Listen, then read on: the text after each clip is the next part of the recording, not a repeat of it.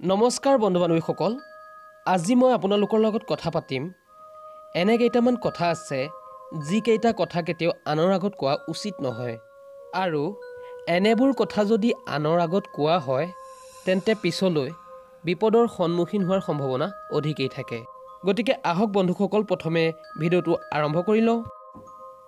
1 নম্বৰতে নিজৰ ব্যক্তিগত জীৱনক লৈ বিস্তাৰিতভাৱে কাকো একো ক'ব নালাগে। যদি কোৱা হয় তেন্তে পিছত আপোনাৰ জীৱনলৈ বিপদ অহাৰ সম্ভাৱনা অধিক থাকে। 2 নম্বৰতে অপমান হোৱা কথা।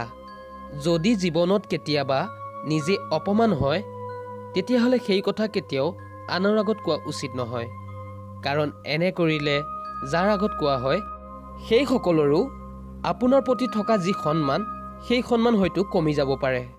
সেয়েহে নিজে যদি কেতিয়াবা কাৰোবাৰ পৰা অপমানিত হয় তেতিয়াহ'লে সেই কথা কেতিয়াও আনৰ আগত ক'বলৈ নালাগে। 3 নম্বৰতে আৰ্থিক ক্ষতিৰ যিকোনো বিষয় ব্যক্তিগতভাৱে ৰখাটো প্ৰয়োজন, কাৰণ আৰ্থিক যিকোনো বিপৰ্যয়ৰ কথা আনৰ আগত ক'লে তেওঁলোকে সহানুভূতি জনাব পাৰে, কিন্তু প্ৰকৃত সাহায্য কেতিয়াও নকৰে। গতিকে নিজকে আনৰ কৰোণাপ্ৰাপ্ত কৰি কি লাভ? গতিকে আৰ্থিক ক্ষতিৰ যিকোনো বিষয় কেতিয়াও আনৰ আগত ক'ব নালাগে।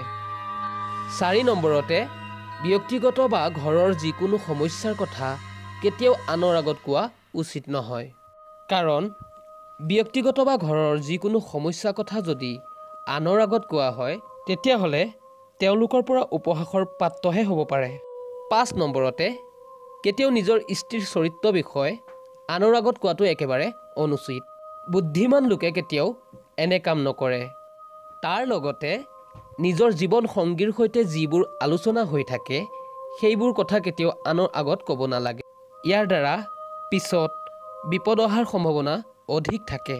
বন্ধুসকল, আজিলৈ ইমানকেই আলোচনা কৰি মই মোৰ চেনেলৰ পৰা বিদায় ল'ব বিচাৰিছোঁ। তাৰ আগতে আপোনালোকলৈ আগন্তুক ৰঙালী বিহুৰ শুভেচ্ছা জনালোঁ।